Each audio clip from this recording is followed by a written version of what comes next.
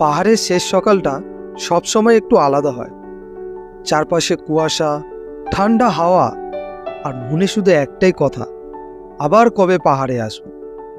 তবে আজকের এই ভিডিওতে আপনাদেরকে দেখাবো দার্জিলিং ডিস্ট্রিক্টের আরও কিছু জনপ্রিয় ভিউ পয়েন্ট, লেপচা জগৎ, গোপালধারা ভিউ পয়েন্ট আর মিরিক লেক। সময় সকাল 9:30 হলো। এখন আমরা বেরিয়ে পড়লাম মিরিকের উদ্দেশ্যে। তো আজকে হচ্ছে 12ই সেপ্টেম্বর 2025।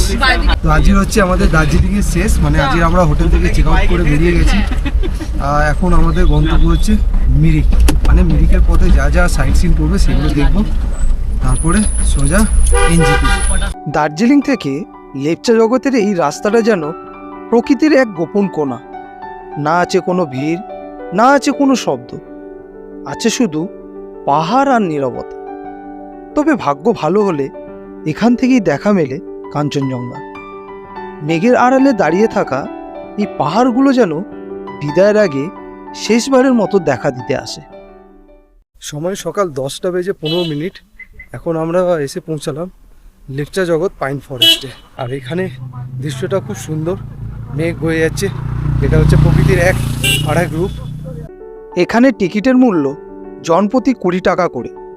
তবে এখানে প্রি ওয়েডিং বা কোনো সিনেমা শুটিংয়ের জন্য আলাদা চার্জেস নেয়। তো এন্ট্রি করে ফেলেছি লেপচা জগতে। তো এখানে পার পার্সন 20 টাকা, 20 টাকার টিকিট কেউ উঠে পড়েছি। এখন যাবো সেই উপরে। আর এই হচ্ছে পাইন ফরেস্টের ভিউ, লেপচা জগৎ পাইন ফরেস্টের ভিউ। এই যে সবাই এখানে ফটোগ্রাফি করছে, পারলে তোমরাও এসো ভিজিট করো। তো আমি এখন উপরে যাব, উপরে উঠে ওখানটায় কিছু ছবি তুলবো, তারপর ঘুরে এমনি চলে আসবো নিচে। আর আমাদের গ্রুপে বাদবাকি সবাইরা ব্রেকফাস্ট করছে। ওরা ব্রেকফাস্ট করেই তবেই ওরা ভিজিট করতে আসবে। ততক্ষণে আমি তো ব্রেকফাস্ট করেই নিয়ে এসেছি সকালবেলা। তো এখন উপরে যাচ্ছি।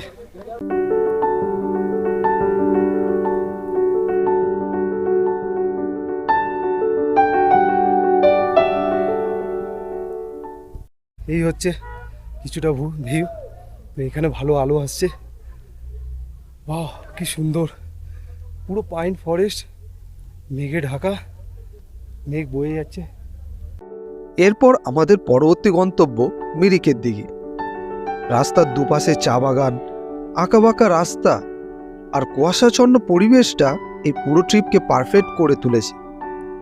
তবে মিরিক যাওয়ার পথেই আমরা দেখে নেব ইনস্টাগ্রামে ভাইরাল হওয়া সেই জায়গাটা, যেটার নাম হলো গোপালধারা ভিউ পয়েন্ট।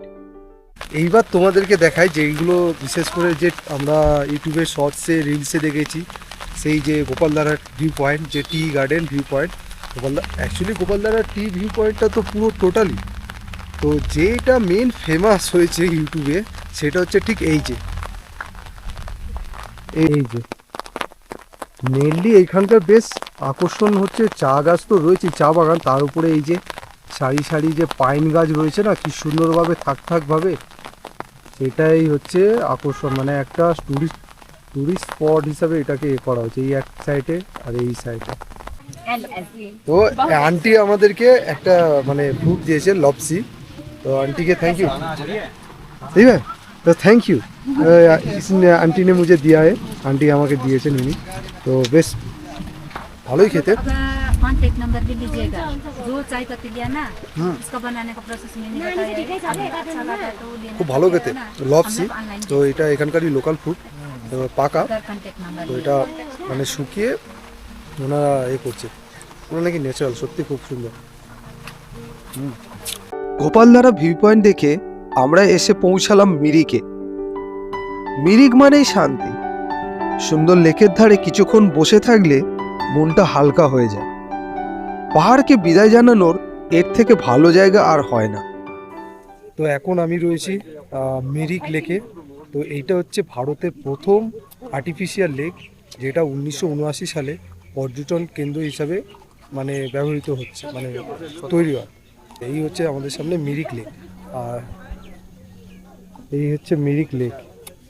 শুধু লেকটা হচ্ছে সেই ওই মাথা থেকে শুরু করে একদম এই যে ব্রিজ ক্রস করে গিয়ে একদম। আর একটা জিনিস, এই যে ব্রিজটা রয়েছে, এই ব্রিজটার হচ্ছে দৈর্ঘ্য হচ্ছে 80 ফুট, মানে 260 মিটার।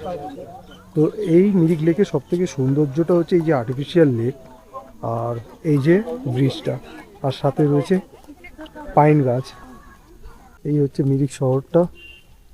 আর এই হচ্ছে একটা ছোট্ট করে এখানে পার্ক করে দিয়েছে। যারা পার্কে ঘুরতে চাইবে, পার্কের থেকে মিরিক লেকটা ভিজিট করতে চাইবে, তারা 20 টাকা করে কেটে পার্কে ঢুকতে পারে। তো আমার মনে হয় যে পার্কে না ঢোকাই ভালো, 20 টাকা না দেওয়াই ভালো। তার চেয়ে বরং ওখান থেকে সোজা হেঁটে আসো ব্রিজের কাছে, ব্রিজ থেকে ব্রিজটা ক্রস করে এবারে হয় বাঁ দিকে যাও, না হলে ডান দিকে যাও। কারণ বাঁ দিকে গেলে সেই লেক ভিজিট করতে পারবো, প্লাস ওখানে আই লাভ মিরিক আছে, যদি তোমরা ফটোশ্যুট করতে চাও ওখানেও যেতে পারো। মিরিক লেক দেখে আমরা রওনা দিলাম এনজিপি স্টেশনের দিকে। ধীরে ধীরে পাহাড় শেষ হয়, শুরু হয় সমতল ভূমি, আর তার সাথে আবহাওয়ার পরিবর্তন। কিন্তু পাহাড়ের স্মৃতি মনেই থেকে যায়। এনজিপি স্টেশনে যখন পৌঁছালাম তখন প্রায় সন্ধে হয়ে গেছে। এবার ঘরে ফেরার পালা। ঘড়ির সময় ঠিক 8:30। এনজিপি স্টেশনের 5 নম্বর প্ল্যাটফর্মে দিয়ে দিল পদাতিক এক্সপ্রেস। আজ এই ট্রেনটাই পাহাড় থেকে আমাকে ফিরিয়ে নিয়ে যাবে কলকাতায়। ট্রেন ছুটছে ট্রেনের মতো, জানালার বাইরে অন্ধকার, আর মনে একটাই জিনিস ঘুরছে, এই পাহাড়, এই রাস্তা আর এই স্মৃতি। কলকাতায় ফেরা মানেই বাস্তবে ফেরা। সকালবেলা ঘুম ভাঙতেই দেখি সূর্যি মামা আমাকে ওয়েলকাম জানাচ্ছে। পাহাড়কে পিছনে ফেলে এসেছি বেশ কয়েক ঘন্টা হলো, কিন্তু মনটা এখনো ওখানেই রয়ে গেছে। তবে উত্তরবঙ্গের এই জার্নিটা এখানে শেষ না, এটা সবে শুরু মাত্র। এরপরে শুরু হবে উত্তরবঙ্গের আরও একটা সিরিজ, যেখানে থাকবে কাঞ্চনজঙ্ঘা আর কিছু র অ্যাডভেঞ্চার। এই জার্নিটা যদি আপনাদের ভালো লেগে থাকে তবে ভিডিওটাতে একটা লাইক করে দেবেন, আর চ্যানেলটাকে সাবস্ক্রাইব করতে ভুলবেন না। দেখা হবে নতুন ভিডিওতে। ভালো থাকবেন।